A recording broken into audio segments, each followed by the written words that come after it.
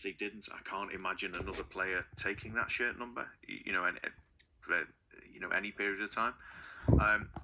But lots of people were saying, the day that the accident happened or the day after, they have to retire the shirt number. They have to retire the shirt number.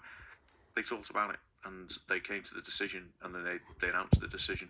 And the way they've handled the communication from Arne Slot and from all the senior players as well. There were no interviews with the Liverpool players before or after the Preston game, and rightly so. You don't want someone put on the spot saying, what do you think about this and what do you think about that?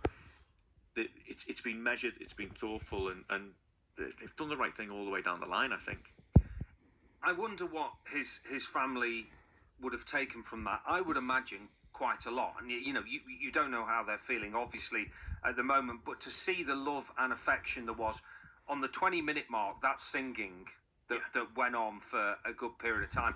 And then again at the end, you could see players were visibly moved, couldn't you? Yeah, and when on the 20-minute mark, when the fans started singing, you could see some of the players on the pitch. Mo Salah had his hand over his eyes. He had a couple of players were paying attention to what was going on in the stand as opposed to what was going on the pitch. Preston players as well as Liverpool players. But at the end, I thought it was incredibly moving, and it sort of felt organic.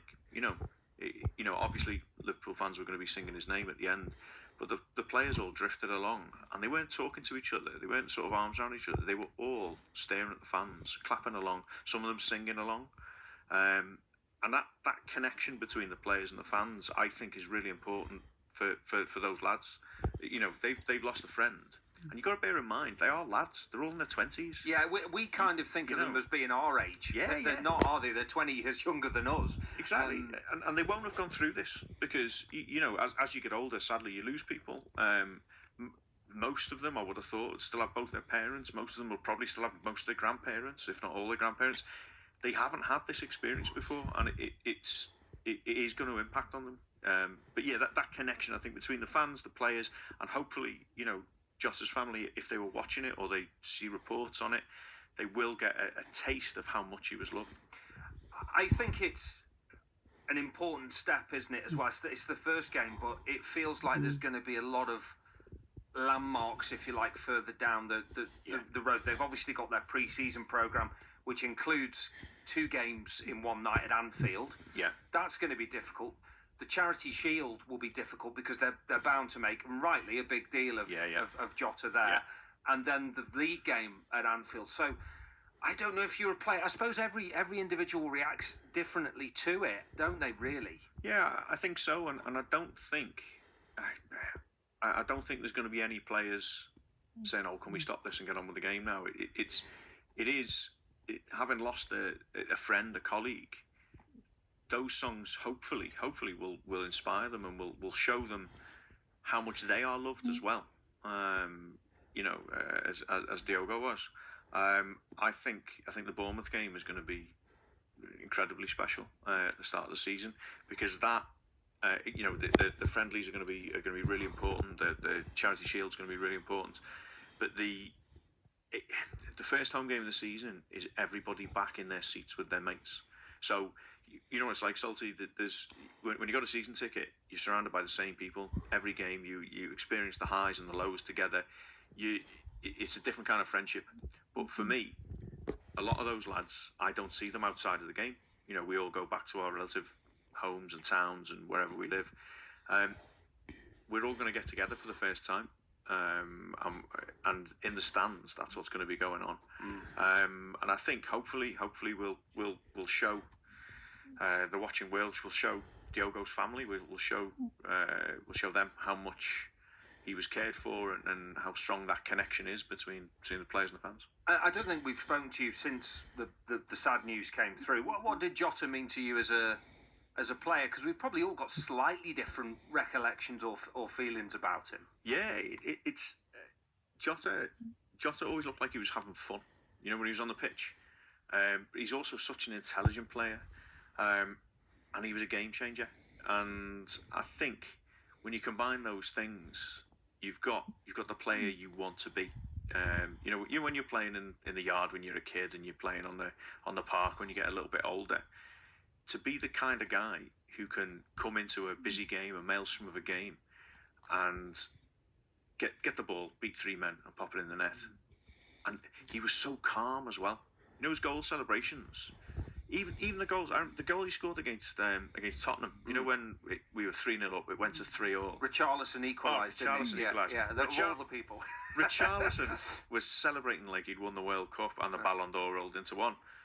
Jota broke away, you know, took on the back pass, slotted it past the keeper, and then he sat down, did his game celebration. He wasn't bothered. He just won a game 4-3, and the ice in his veins, the coolness about him, because to him it must have just been another game on the park, you know, which is how we all love to see football played. There was a Jota goal, wasn't it? And that probably is a very typical Jota goal. I'm thinking of the one against Everton last season. That was kind of like his trademark, really, wasn't it? Almost. It was, and it showed the calmness. And again, against Everton, you watch him. He sits 2 players down. He could have snatched the shot. He could have tried to power it past the keeper. He could have taken it on when it wasn't ready. But he takes an extra beat. And there was a game, I forgot. I think it was Union St Gallen or something like that in the UEFA Cup last season. 2 seasons ago. And again, it was a tight game. We'd put out a sort of second string, and it should have been easier than it was. And then he came off the bench, and he picked the ball up about 25 yards out, beat 3 men, stuck it in the net. And it's that calmness. He was essentially turning around going, look, lads, it's easy, this. You just need to do this. And the goal against Everton, you're right, it fell to him, and you just think, he had to beat 2-3 men to get there, but there was going to be no other outcome. Yeah, you know, when he got it, he just went, "Yeah, I'm going to score this." That sort of determination that he had. The Fulham game as well, where Liverpool obviously were down to 10 men. Yeah. For the majority of that game, he pops up with one there. There's so many goals. He pops up with the Forest one where he came off the bench. Yeah. There's all of those. But I think someone said in the aftermath that he'd been doing his coaching badges as well, and you could see that the way he read the game, the way he thought about the game. He was a really special player. I thought it was lovely that the celebrations involved his celebration as well. I think Conor Bradley sort of just looked up to the sky, didn't he? But Nunes and Gakpo both did his celebration, which was a nice touch. And I think we'll see more of that. And I saw that Raul Jimenez, who played with him at Wolves, did one of his celebrations when he scored for Mexico. And I think you will see that not just at Anfield, but around the country and around the world. Well, and also in different sports. I don't think it was picked up on massively, but Jasprit Bumrah, the Indian bowler, did a 2-0 when he took a wicket. Now, unless it was his second wicket, but that seems a bit odd. No. I think that even that was an acknowledgement. So there's been, and again we've seen Manchester United go and lay wreaths. So it's across the board, and you know, fair play. Rivalry is huge. Yeah. But at times like this, you do kind of see the football sporting world coming together, don't you? You do, and you see it outside Anfield. You know, with all the tributes that have been laid there. There's Everton shirts and Everton scarves, obviously, because the Blue Brothers they come through in times like this. Wolves, you know, at their ground, Wolves had their own array of shirts. And I heard a Wolves fan being interviewed, and he said. That, you know, Jota left them, but he scored their first goal in the UEFA Cup in however many years, and then he left them. And every game he comes back, he gets applauded off the pitch. Yeah, there was no resentment at all, was there? How's that happened? Because you've seen every single game, you know, a player comes back after signing for another club and they get booed or, you know, whatever, every ground.